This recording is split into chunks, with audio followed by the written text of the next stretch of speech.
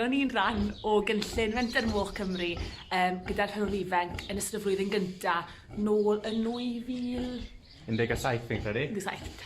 A wel, ni heb edrych nôl, ond mae wythnos hon yn wythnos eitha cyffroes i ni, achos dydd Merched eitha cafodd mod ein hwch ni, fan hyn. Gath hi dorred o foch bach. Y moch cyntaf. Tro'r yn rhan o gynllun Mudiad y Ffermwyr Ifanc gyda Menter Moch, o'n i'n cael dysgu lot amdano'r gofyniadau sydd i gael wrth cadw cynfaint o foch.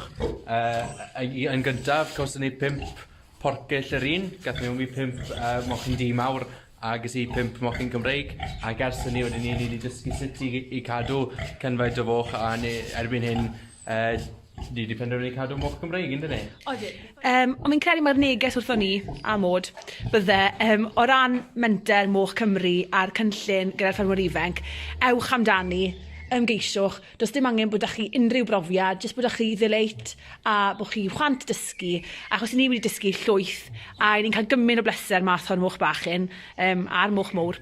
A mae nhw wir yn greaduried sobor o ddiddorol, a ni wedi dysgu llwyth yn dyn ni Celydd. As dim byd ych chi golli, achos mae fe'n teip o gysadleuaeth, chi'n cael 5 porcyll bach allan onno sydd werth tipyn yn ariannol yn lle cyntaf, a mae'r gefnogaeth a'r holl rwydwaith i chi'n rhan ohono wrth fod yn un o bobl sy'n cyrraedd y rownd derfynol o ran cynllun Menter Moch Cymru, ac erbyn hyn wrth gwrs y profiad o cael ddangos eich moch yn y ffair eiaf, sydd yn brofiad ychwanegol ar gyfer yr ymgeiswyr eleni eto. Felly, ewch amdani a welwn i chi cyn bo hir to pan bydd y moch bach hyn wedi tyfu. Ond am nawr, maen nhw'n mynd i gael nap fach fi'n credu.